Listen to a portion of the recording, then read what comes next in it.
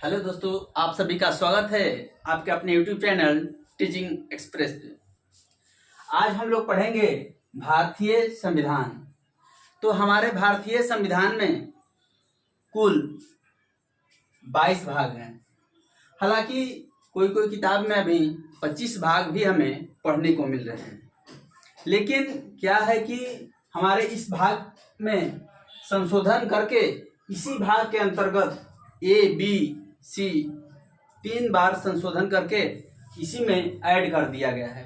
तो कहीं आपको 25 भाग भी मिलेंगे पढ़ने के लिए, तो कहीं 22 भाग भी, लेकिन हम लोग 22 भाग ही पढ़ेंगे, इसलिए क्योंकि इसी भाग के अंतर्गत ABCD करके 3 भाग को संविधान संशोधन के तहत जोड़ा गया है। और ये हमारा जो है 22 भाग हो गया। और अनुसूचियों की संख्या हमारे संविधान में वर्तमान में 12 है। हमारे देश का संविधान जब लिखा गया था, यानी हमारा जो मूल संविधान था, उसमें अनुसूचियों की संख्या 8 थी। और समय के अनुसार जब जरूरत पड़ा, इस अनुसूचियों में संशोधन किया गया और वर्तमान में अभी अनुसूचियों की संख्या 12 है। अब हम पढ़ेंगे अनुच्छेद यानी आर्टिकल। तो अनुच्छेद हमारे पास कुल अभी 395 है, लेकिन इस अनुच्छेद में भी समय समय पे संशोधन करके 395 में ही ABCDE जहां जैसा जरूरत पड़ा है वैसा इसमें संशोधन करके जोड़ा गया है। तो अगर ऐसे देखा जाए तो हमारे संविधान में अनुच्छेदों की कुल संख्या 450 से ऊपर हो गई है, लेकिन अगर मूल संविधान देखा जाए तो हमें 395 ही है। 395 में ही ABCD करके जोड़ा गया है और उसको हम आगे विस्तार से पढ़ेंगे। अब हम लोग पढ़ने जा रहे हैं 22 भाग। तो 22 भाग पढ़ने के लिए हम लोग सबसे पहले शुरू करते हैं भाग 1। तो भाग 1 में क्या पढ़ना है? तो इसमें पढ़ना है संघ एवं उसके अधीन राज्य। संघ एवं उसके अधीन राज्य। संघ उसके अधीन राज्य में अनुच्छेद 1 से 4 तक हमें पढ़ना है। तो हम सबसे पहले पढ़ेंगे अनुच्छेद 1 को। इसमें लिखा हुआ है हमारे अनुच्छेद 1 में कि भारत जो है राज्यों का संघ होगा। भारत क्या है? राज्यों का संघ होगा। ये हमारा अनुच्छेद 1 में लिखा हुआ है। अब आया अनुच्छेद 2, भारत में नवीन राज्यों का प्रवेश। इसका मतलब ये हुआ कि भारत में नए राज्य कैसे बनेंगे। इसके लिए हम एग्जाम्पल के रूप में पढ़ेंगे। ये 35वां संविधान संशोधन 1974 के तहत क्या हुआ था कि सिक्किम जो था हमारे देश का अंग नहीं था।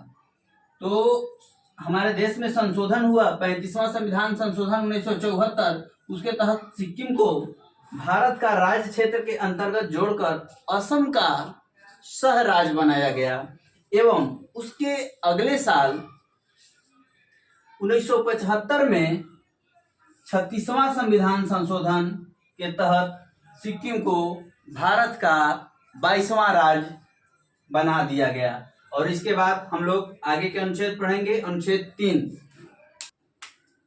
अनुच्छेद 3 के अंतर्गत हम लोग क्या पढ़ेंगे?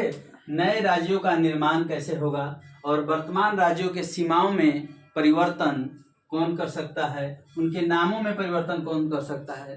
तो ये हमारे संसद को अधिकार दिया गया है।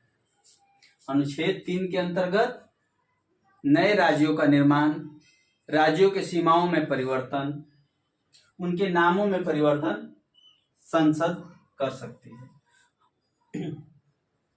और इसके बाद इसमें एग्जाम्पल के रूप में हम लोग पढ़ेंगे कि जब हमारा देश आजाद हुआ था उस समय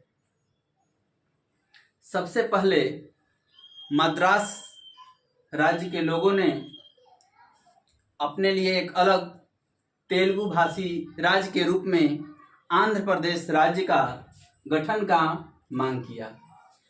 तो उसके लिए एक समिति बनाई गई जिनका नाम था एस के धर समिति। और इनके अध्यक्ष थे एस.के. धर। इनके नाम पर ही इस समिति का गठन किया गया था, जिन्होंने बताया कि भाषा के आधार पर राज्यों का पुनर्गठन सही नहीं है। उसके बाद एक और समिति बनी, जे.वी.पी. समिति। इसमें थे जवाहरलाल नेहरू, सरदार पटेल और पटाभी सीतारमैया। इस समिति ने 15 दिसंबर 1952 को क्या हुआ, ये जो समिति था इसका गठन हुआ, जे.वी.पी. समिति। इन्होंने कहा कि भाषा के आधार पर राज्यों का गठन सही नहीं है। तब 15 दिसंबर 1952 को राम लुल्लू की मृत्यु 58 दिन के आमरण अनशन के पश्चात हो गई। ये राम लुल्लू जो थे तेलुगु भाषियों का एक नेता थे, जो आंध्र प्रदेश गठन का मांग कर रहे थे। इन्होंने मांग करते करते आमरण अनशन किया और 58 दिन के आमरण अनशन के बाद राम लुल्लू की मृत्यु हो गई और ये आंदोलन काफी उग्र रूप ले लिया। लेकिन इनके मृत्यु के पश्चात हमारे उस समय के प्रधानमंत्री जवाहरलाल नेहरू ने निर्णय लिया कि अब आंध्र प्रदेश राज्य का गठन कर देना चाहिए।